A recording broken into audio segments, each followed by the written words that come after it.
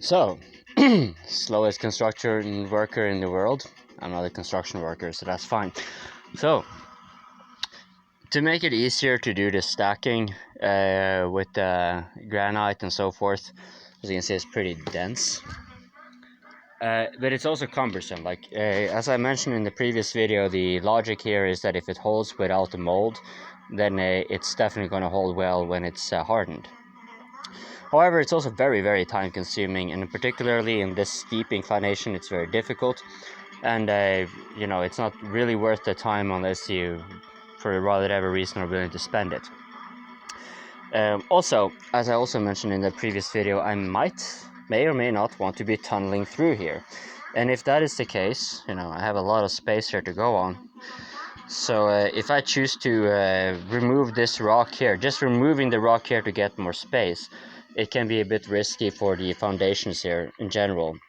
So even if I'm not to be tunneling through under, though I want to make it so that I can, but let's say I'm not tunneling through, I would still want to have this place very well secured before I start removing the rocks here. And I didn't feel secure enough with the way I set it up, and for obvious reasons, I had just the double rebar there on the height, but not lower down. And while it does have a curvature, which certainly help, and you know, those verticals do help for sure, but it's not enough. So what I did was I made this little line here yesterday, as you can see. It's wet because there's water pouring from there, and that's just to make it easier for me to stack up. But I wanted to be extra secure.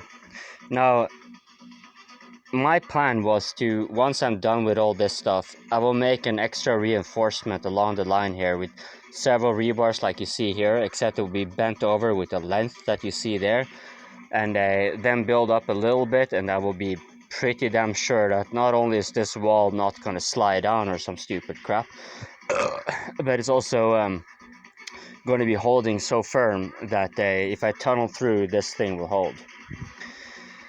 And that brings me to this part. Now, I might be overestimating the effect of rebar tensions and so forth, but the thought process here is, you know, these are with strong tensions, the bow here, and yeah, it probably doesn't going to do much of a difference. I will have a pillar here, there will be more rebar, so this is going to be an anchoring spot. But more importantly is like this this one here, Schleife English. So this one has a tension where the lower one is actually just resting. I'm holding it into place with the wire there, but it's just resting. And then it is the top one that has a pressure upwards. Its tension is upwards, so that the resting one is going down on the rock and down on the concrete and everything else, and not any other direction, preferably. It's held somewhat into place with the vertical one here. And to ensure that I have it extra good, I put this rebar here. And this one, while it seems like it's just bent down like this, is actually bent down with a very strong tension upwards. And it's really just held in place there, like, because while I'm working it's going to be moving a little bit and maybe it goes out of place, and because of the tension it's going to be so that it's very cumbersome. But the idea here is that this one, anchored into the rock, is having a tension upwards to prevent anything from sliding down, falling down, whatever. Now, I'm pretty sure some of you would say I should place some extra rebars here.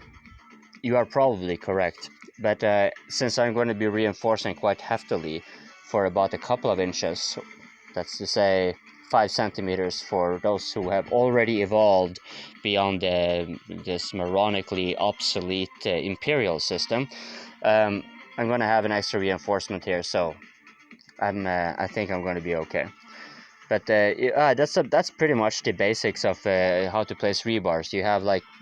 You might have heard of pretensions, but I'm not using that, in part because this setup, it doesn't necessarily make sense to do that, and also because it's a lot of like I don't have the equipment to really do that properly. But the pretensile thing is basically you have it stretched, the metal, so that once the concrete is cast, and the tension is released from your attachments that cause the tensions, the tensions are going to go upwards or in that direction, whatever you wanted the rebars to be countering when it comes to gravity.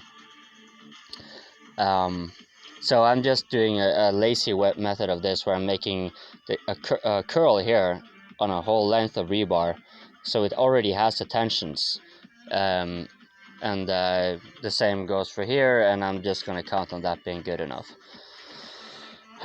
Again, I'm just supposed to make like a 2 minute, 1 minute, but then it's a lot more.